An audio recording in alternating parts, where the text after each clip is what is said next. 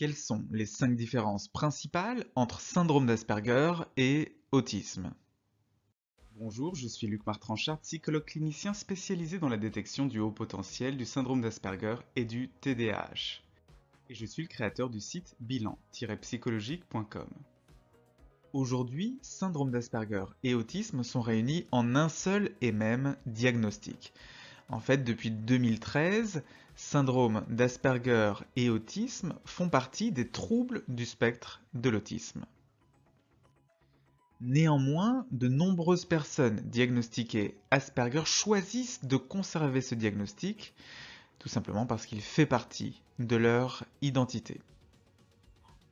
Pour découvrir si vous êtes Asperger, je recommande toujours de commencer par le test de dépistage du syndrome d'Asperger en ligne. Vous le trouverez dans la description. Il permet de déterminer la probabilité précise que vous ayez un syndrome d'Asperger et le type de bilan qui est recommandé pour vous. Le bilan psychologique est ce qui permet d'arriver à un diagnostic. L'autodiagnostic est impossible. Il s'agit d'un diagnostic qui est très complexe. Et aujourd'hui, je vais parler des 5 différences principales entre syndrome d'Asperger et autisme. Première différence entre syndrome d'Asperger et autisme, l'acquisition du langage.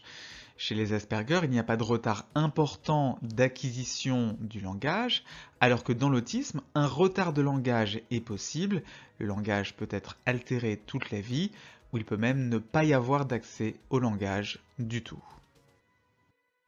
Deuxième différence entre syndrome d'Asperger et autisme, le développement cognitif, le développement intellectuel. Chez les Asperger, il n'y a pas de retard de développement intellectuel, pas de déficience intellectuelle, le QI est supérieur à 70. Dans l'autisme, il y a un déficit intellectuel qui est assez fréquent, même si ça n'est pas du tout systématique. Troisième différence, l'âge du diagnostic. Chez les personnes Asperger, le diagnostic a souvent lieu à l'adolescence ou à l'âge adulte. Alors, certains garçons se font diagnostiquer pendant l'enfance, mais beaucoup de femmes sont diagnostiquées à l'âge adulte et parfois même tardivement, après 40, 50 ou 60 ans. Alors que dans l'autisme, le diagnostic se fait souvent pendant la petite enfance, autour de 4 ans. Quatrième différence, la facilité à dissimuler sa différence. Oui, les personnes Asperger ont une relative aisance à passer pour une personne neurotypique, pour une personne qui n'est pas sur le spectre de l'autisme. En particulier les femmes qui ont cette capacité à cacher, à dissimuler leur Asperger.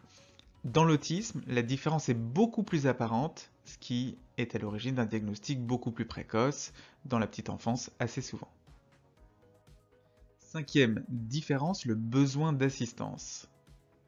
Chez les Asperger, il n'y a pas de retard important dans la capacité à prendre soin d'eux-mêmes, alors que dans l'autisme, souvent, il y a un besoin d'une aide au quotidien, une aide à l'école, une aide à la maison, et une aide qui peut rester nécessaire pendant l'adolescence et à l'âge adulte. En conclusion, le spectre de l'autisme est très vaste. Il va de formes comme le syndrome d'Asperger, qui est considéré par de nombreux spécialistes comme un don, un talent, une autre façon d'être au monde, à des formes d'autisme associées à un déficit intellectuel et à une absence d'acquisition du langage. C'est pourquoi certains spécialistes et certains Asperger conservent le diagnostic de syndrome d'Asperger.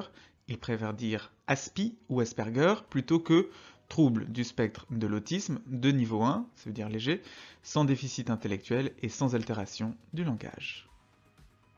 Pour découvrir si vous êtes Asperger ou autiste, la première étape est le test de dépistage en ligne, vous le trouverez dans la description. Il est ce premier pas pour découvrir enfin ce qui fait de vous quelqu'un d'unique et de différent. Voilà, c'est tout pour cette vidéo. N'hésitez pas à vous abonner et à activer les notifications de la chaîne pour ne pas manquer les prochaines vidéos de la chaîne. Il y en a en ce moment 2 par semaine, les mardis et les samedis à 12h30. À très bientôt sur la chaîne.